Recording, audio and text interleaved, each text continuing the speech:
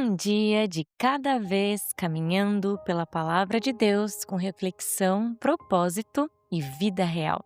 Seja muito bem-vindo ao Bíblia 365 na prática.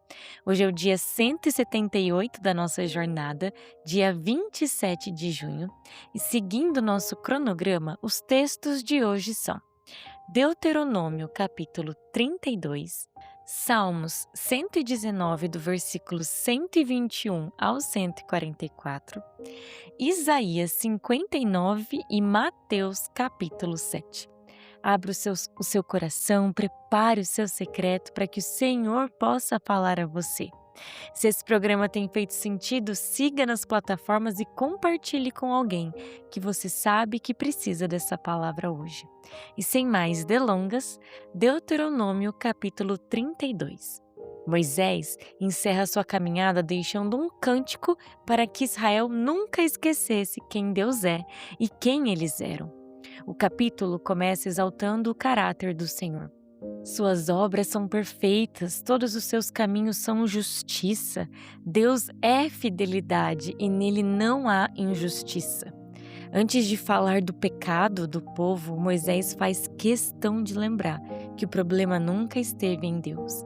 Ele sempre foi perfeito, fiel, justo. A falha esteve sempre no coração humano. Isso vale para nós. Quando não entendemos os caminhos de Deus, podemos confiar no caráter de Deus, porque Ele continua sendo bom, sendo o mesmo quando não compreendemos. Moisés relembra todo o cuidado de Deus com Israel. A imagem é linda. Deus encontrou seu povo perdido no deserto, cercou, protegeu e o guardou como a menina dos teus olhos. Assim como a águia ensina seus filhotes a voar, Deus conduziu Israel durante toda a caminhada. Porém, quando receberam prosperidade, esqueceram quem os sustentava. Esse é um alerta para nós. Muitas vezes buscamos Deus na dificuldade, mas o abandonamos quando tudo começa a dar certo. A bênção não pode substituir o abençoador. O cântico também fala sobre as consequências da idolatria, da desobediência. Deus anuncia disciplina. Ainda assim, o juízo não era o fim.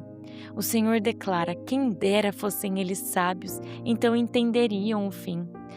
Depois, Deus afirma que fará justiça ao seu povo e terá compaixão dos seus servos. O coração de Deus nunca foi destruir, mas levar o seu povo ao arrependimento e restaurá-lo. Sua disciplina nasce do amor e da santidade. O capítulo termina com Moisés pedindo: guardem esta palavra no coração. Ela não é vã, pelo contrário, é a sua vida. A palavra de Deus não é apenas um livro para ser estudado, mas alimento da nossa vida. Em seguida, Moisés sobe ao Monte Nebo para contemplar a terra prometida. Mesmo sem entrar nela, por causa de sua desobediência, Moisés termina sua missão, obedecendo até o fim. Isso nos ensina que Deus continua sendo santo, justo e fiel em todas as suas decisões. Partindo agora para Salmos, capítulo 119, do versículo 121 ao 144. Nesta parte, os salmistas continuam demonstrando um amor profundo pela palavra de Deus. Eles sabem que entendimento espiritual não nasce da inteligência humana, mas da graça de Deus. Conhecer a palavra é um presente concedido pelo próprio Senhor àqueles que desejam aprender. Em seguida vem uma declaração forte. Já é tempo de entrar em ação, ó Senhor. A tua lei está sendo violada. O salmista sofre ao ver a verdade sendo desprezada. Logo depois ele afirma: maravilhosos são os teus testemunhos. A revelação das tuas palavras traz luz e dá entendimento aos simples. É exatamente isso que vivemos neste projeto. Quanto mais lemos a Bíblia, quanto mais diariamente passamos tempo com o Senhor, mais ela ilumina o nosso entendimento e transforma a nossa maneira de viver. Partindo agora para Isaías 59. Começa respondendo uma pergunta que muitos fazem até hoje. Deus deixou de agir? E a resposta é clara. A mão do Senhor não está encolhida para que não possa salvar, nem o seu ouvido surdo para não ouvir. O problema, como já vimos, nunca esteve em Deus. O obstáculo sempre foi o pecado e a falta de arrependimento. O próprio texto afirma: as iniquidades de vocês fazem separação entre vocês e o seu Deus. Lembrando que aqui ainda não tinha Jesus.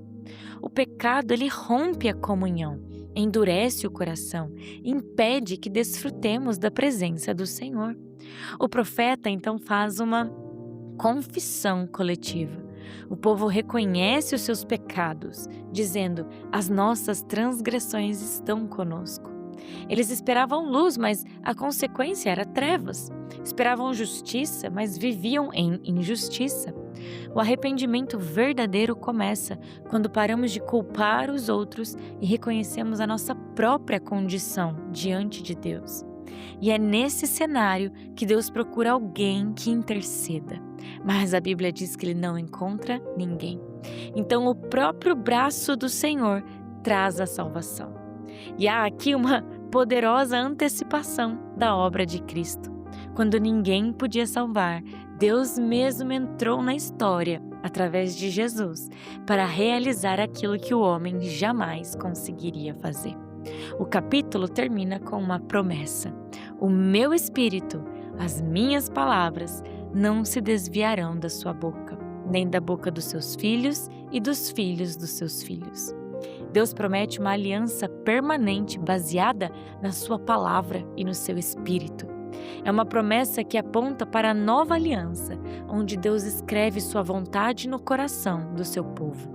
E para finalizar o dia de hoje, Mateus capítulo 7. Jesus encerra o Sermão do Monte, trazendo orientações extremamente práticas para a vida diária. Primeiro, ele nos alerta sobre o espírito crítico. Antes de tentar corrigir alguém, precisamos permitir que Deus trate o nosso próprio coração. O problema não é ajudar o próximo, mas fazer isso com orgulho, condenação e superioridade espiritual. A verdadeira restauração começa com humildade. Depois, Jesus nos ensina sobre oração e confiança. Peçam, busquem, batam. Deus não é um pai distante que precisa ser convencido a agir. Ele é um pai amoroso que conhece as nossas necessidades antes mesmo de falarmos. Em seguida, Jesus resume toda a lei de uma maneira muito prática. Façam aos outros aquilo que gostariam que fizessem a vocês. Essa talvez seja uma das definições mais simples e profundas da vida cristã. Tratar as pessoas da forma como gostaríamos de ser tratados. Na sequência, Jesus alerta sobre o caminho estreito e os falsos profetas. O reino não é construído por aparência, carisma ou popularidade. Ele declara que nem todo aquele que diz Senhor, Senhor, realmente pertence a Ele. O verdadeiro discípulo é reconhecido pela obediência. Não basta conhecer a palavra, é necessário vivê-la. Jesus conclui com a parábola dos dois construtores. A diferença entre eles não era ouvir a palavra, pois ambos ouviram. A diferença estava em praticá-la. Quem vive a palavra constrói sobre a rocha e permanece firme nas tempestades. Quem apenas conhece, mas não obedece, constrói sobre a areia. O Sermão do Monte termina nos lembrando que o Evangelho não é apenas para ser admirado, mas vivido todos os dias. Querido Deus, obrigada, Pai, pela Tua palavra. Nos ajude, Senhor, a ter disciplina contigo, a levarmos como prioridade, Deus, estarmos contigo na Tua presença, a desenvolvermos um amor pela Tua palavra. Nos ajude, nos encha com o Teu Espírito Santo, que possamos ser um contigo, Pai, assim como Cristo é. Nós te amamos, te louvamos e te agradecemos por este dia. Em nome de Jesus, amém e amém. Que Deus te acompanhe hoje. Viva essa palavra na prática. Amanhã seguimos juntos no dia 179 da nossa leitura.